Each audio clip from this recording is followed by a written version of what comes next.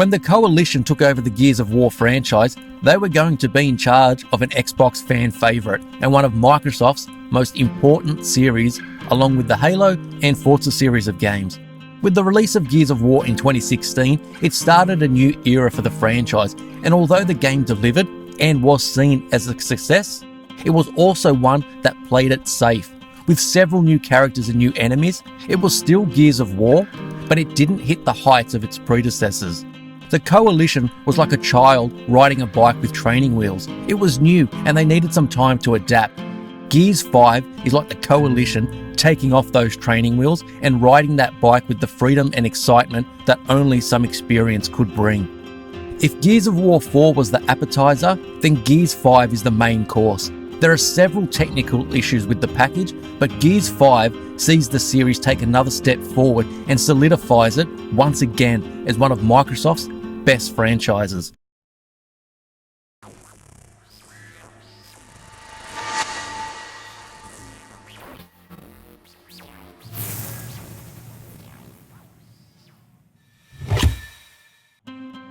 So let's start with the technical issues I had with the game, as these occurred almost from the moment I started to play. Gears 5 opens with players running through a tutorial mission, which sees veterans of the series wanting to simply move on, as it doesn't show anything of great importance or which otherwise couldn't be picked up quickly. This is unable to be skipped, but I also felt like since this was separate to the campaign entirely, once the campaign started, I could simply focus on the gameplay, the changes and the story. But once I completed the tutorial, that's when I ran into the main issues. Upon loading Act 1, the game would constantly freeze and crash back to the dashboard. This happened repeatedly, and noticed others were having similar problems, on top of the constant server issues for all modes, including the campaign, and being kicked from multiplayer matches. I finally managed to play the game after deleting it and re-downloading it. It would then load up fine, but there were still several times where the game crashed as it was loading the next act. These issues need to be fixed quickly, as a first-party AAA title shouldn't have these many problems, especially when it comes to simply playing the single-player campaign. These are unfortunate problems on an otherwise stellar package, so let's discuss the visuals and performance. If there was ever a reason to upgrade to or buy an Xbox One X, then Gears 5 is it. From its high resolution and target 60 frames a second, Gears 5 is incredible to look at in all areas. Character models are amazing, especially during cutscenes, and the faces and their expressions are a step up from the already impressive Gears of War 4, with features such as facial hair looking incredibly lifelike. The same level of detail is extended to each and every environment, whether that be outdoors or indoors, and it extends to each object in the game, where you can see the attention to detail the Coalition has gone to, not only creating a great looking game, but one of the best to date. The HDR implementation is some of the best I've seen in each of the environments, whether it's a subtle addition to a scene or those times when it's front and center. The way the lighting glows in indoor environments and watching it reflect off surfaces is simply something to behold. The sky and storm effects, including huge gusts of wind, are just so well done that they all combine to be one of the best looking games I've seen. Textures are of a high quality across the board as well, but it's the small details that truly make Gears 5 a stunning game to look at. Look how the sand parts and characters walk through it, realistically parting or dispersing or kicking up sand when their footsteps interact with it. But also look how the sand slowly shifts once the moment has passed. Or the way the light behaves through dirt and dust particles, bringing the environment to life even more. Details like this aren't necessary for a great looking game, but it's part of what makes some games the very elite in their visuals department. On the Xbox One X, it all looks stunning, even if the game doesn't hit native 4K a lot of the time, but that's perfectly fine because performance is just as important. Gears 5 does a great job in keeping the frame rate high, but there are dips in several areas of the game, but none of them really affected the gameplay at all, even when the environments were larger and effects were being thrown around on the screen. If there was ever a reason to own an Xbox One X or to upgrade from the Xbox One S, then this is the game, especially if you have a 4K HDR display. The Xbox One S does a commendable job in delivering a 1080p experience. Although it dips in both areas just like the X, it's still a fantastic experience for those who don't have access to the more powerful Xbox console. The Coalition has truly delivered a technical showcase for Microsoft's hardware and is easily one of the best looking games on the market, which also has the performance to go along with it. Couple this resolution and performance with the gameplay, and this is where Gears 5 truly begins to shine. Since the first Gears of War way back in 2006, the series has always had some of the tightest, best controlling third-person shooting mechanics on the market, and this only continued when the Coalition took over the franchise from Epic.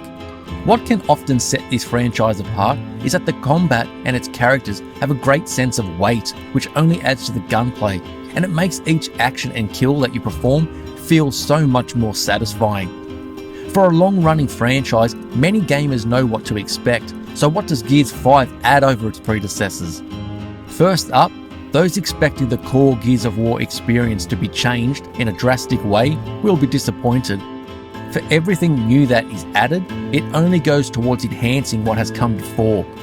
This still plays and feels like a Gears of War game, and that's a good thing. And I must make special mention of just how great Active Reload is once again. But the largest change that accompanies the game is what the developers refer to as an influence from God of War, which was to open up the play space and not be so confined to a set path and constantly simply moving forward to the next section. This is not open world, and after having completed the campaign, I would say I was expecting a little bit more when it came to these more open environments. Much of the time, players will still be moving down a linear path, and that is perfectly fine in my book, and it suits the game and the story which is being told. There is a greater sense of freedom with these open spaces, and players are free to explore at their own pace and see what they can discover. I did enjoy navigating these areas, but I didn't feel that Gears became a better game because of them. Gears has always been a great series. Now, it's just a little bit different. Players will make their way around these open world areas on a skiff, which feels and controls beautifully. Why characters would use a vehicle such as a skiff, which seems unwieldy and much less efficient getting around than an engine-powered vehicle, is quickly explained through a small piece of dialogue from the characters as you ride around, and this was a small but welcome inclusion and just a small detail which adds to Gears 5. The open world and the skiff set Gears 5 apart from the earlier games and gives returning players something new to experience, but the best new feature for me was the inclusion of Jack. Jack is your floating robot companion that will follow you and your team around everywhere, but instead of simply being a side character who you'll soon forget about, I found he actually improved upon the basic Gears gameplay. Jack can be called upon during gameplay to assist with such options as dropping charges that will electrocute enemies, scanning the environment for points of interest, or providing players with a cloak so they can move about whilst being invisible for a short period of time. He can also provide a health boost for the characters if needed, but even with these options at the player's disposal, Jack can be used or even ignored apart from the certain situations where he is needed to progress. Players can only equip 2 abilities at once for quick use, but the Coalition has ensured that each of them actually are useful without making them feel too powerful. Players can also find components during their playtime which can be used to upgrade Jack's abilities, and this becomes even more important as the difficulty increases, so it's wise to check every room or area for them. One of the greatest challenges the Coalition had with Gears of War 4 was introducing the world to the new characters that would form the basis of the series going forward. After such a memorable trilogy, the characters had become part of the Xbox and Microsoft landscape, but one decision would soften the impact that this would have with Gears of War 4, and that was the inclusion of Marcus Phoenix. He returns yet again in Gears 5, and he's still such a great character to have on board, but with this sequel, these newer characters are becoming more likeable, more fleshed out, more real, and more interesting, as are their relationships with each other. Gears of War has always worn what it is on its sleeve. Soldiers in big armour, wielding even larger guns, taking down the Locust threat. But with such a series doing nothing short of dripping in sweat and masculinity, the introduction of Kate in Gears of War 4 was a bold move for the franchise. Kate was already an interesting character in the previous game, And as we learned of her importance, she would need to have an even more pivotal role in Gears 5, and that she does.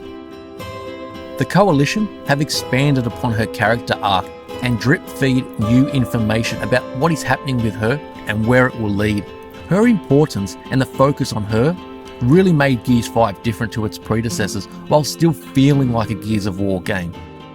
The franchise has had some great moments in storytelling in the past or moments between the characters, but Kate, whilst also delivering in this regard, offers something fresh and new due to her connection with the enemy. The franchise has had times where the characters exhibit some much needed emotion apart from anger, where players can see their more human side, but Kate takes this to the next level. We see her strength and toughness, but she also brings a constant vulnerability to the story, which we haven't really seen before, and I can't wait to see even more when the inevitable Gears 6 is released. Whether you've played Gears of War 4 or not, it's best experiencing Gears 5 knowing as little as possible when it comes to its story and its characters. The game also begins with a Gears of War 4 refresher, so you can come up to speed with what happened previously. I've always enjoyed the stories of these games, and Gears 5 is no different, and I may even enjoy it more than the others, but this is still very much a Gears of War story with Gears of War characters. I wouldn't rank this amongst my favourite video game stories, nor would I say the characters themselves, perhaps apart from Kate, offer anything which really pushes gaming forward in this area. What it does do, and has always done, is have fantastic gameplay and just be a whole lot of fun to play. Gears 5 continues what this series does well, but also adding features which expands on what has come before while still feeling familiar. It offers enough variety in its 10 to 15 hour campaign that it never overstayed its welcome or gave me a feeling that I just wanted it to end. I enjoyed my time with the campaign immensely, but I suspect that when gamers discuss Gears 5 single player over the coming weeks and months, talk will undoubtedly be focused on what a visual showcase this was for the hardware and for Microsoft. With its beautiful visuals, great attention to detail and solid performance, Gears 5 very well could be the best Gears of War yet, and I'll no doubt be there for Gears 6 on day one.